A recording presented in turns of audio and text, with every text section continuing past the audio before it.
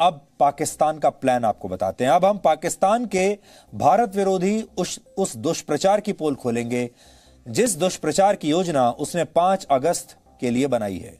5 अगस्त को क्या खास है आपको बता देते हैं। 5 अगस्त बहुत बेहद खास दिन है।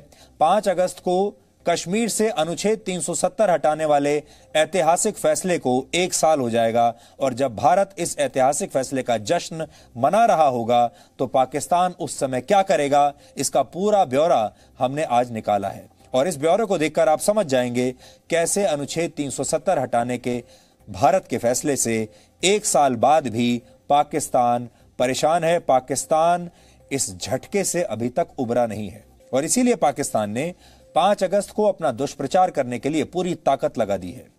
आप अपनी स्क्रीन पर पाकिस्तान का 18 पॉइंट का वो प्लान देख रहे हैं जो उसने अनुच्छेद 370 हटाने वाले फैसले के खिलाफ प्रोपेगेंडा करने के लिए बनाया है। इसमें सिलसिलेवार तरीके से पूरा ब्यौरा दिया गया है कि 5 अगस्त से पहले क्या तैयारी होगी और 5 अगस्त के दिन किसे क्या क्या करना है। जैसे उस दिन काला दिवस मनाकर पाकिस्तान की सेना आजाद कश्मीर के समर्थन में ट्वीट करेगी।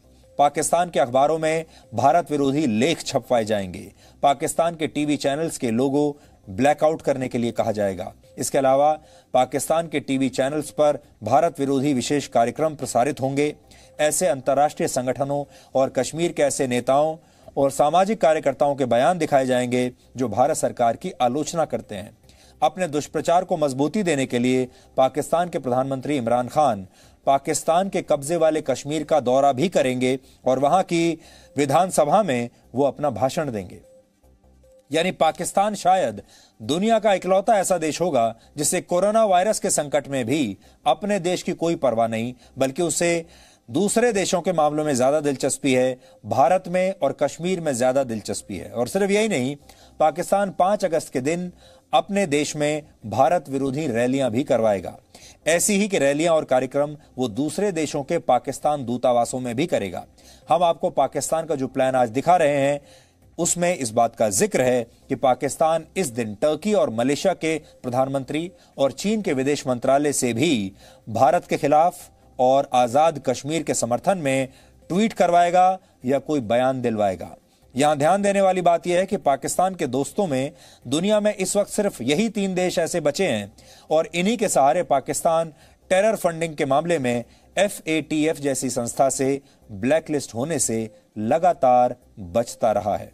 तो यह पाकिस्तान की अंतर्राष्ट्रीय टीम है, आपने देख लिया, जिसमें टर्की है, जिसमें चीन है, जिसमें मलेशिया है। ये 3 ऐसे देश हैं जो पाकिस्तान का साथ दे रहे हैं। हालांकि बहुत छोटी सी टीम है ये। यानी 5 अगस्त के लिए पाकिस्तान के दुष्प्रचार की पूरी स्क्रिप्ट तैयार है, पटकथा तैयार है और वो इसी पटकथा पर कश्मीर के लिए आंसू बहाने वाली एक्टिंग करेगा।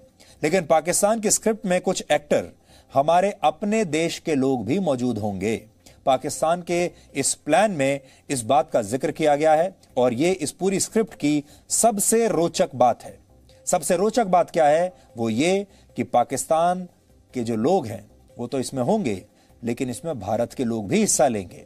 पाकिस्तान के 18 पॉइंट के इस प्लान का आखिरी पॉइंट अगर आप पढ़ेंगे तो आप इसे बड़ा दिलचस्प पाएंगे। इसमें भारत सरकार की आलोचना करने वाले भारत के नेताओं के बारे में लिखा गया है, जिसका मतलब यह है कि भारत के ऐसे नेताओं के बयानों और सरकार की आलोचना का इस्तेमाल पाकिस्तान अपने दुष्प्रचार के लिए करेगा और इन नेताओं के बयानों को बहुत प्रमुखता से दिखाया जाएगा।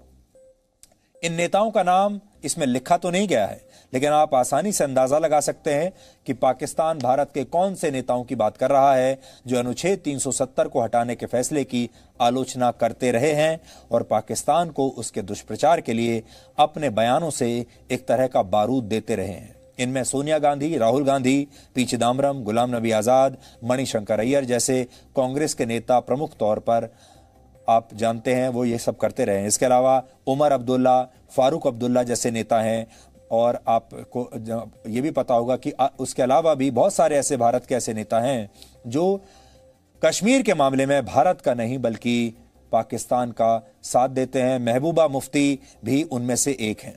भारत के ऐसे नेताओं के बयानों का इस्तेमाल पाकिस्तान पहले भी करता रहा है, फिर चाहे वो सर्जिकल स्ट्राइक हो, एयर स्ट्राइक हो या फिर कश्मीर से अनुच्छेद 370 हटाने वाला फैसला हो।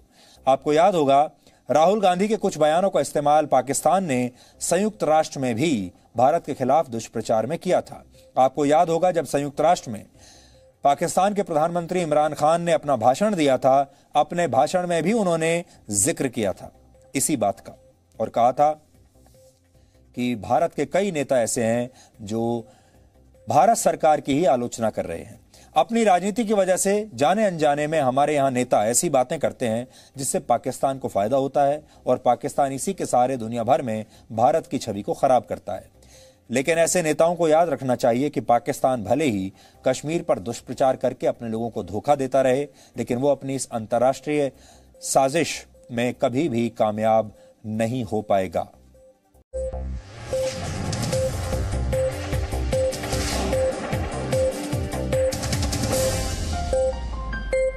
Presenting B News app, available on Google Play and App Store. Download it now.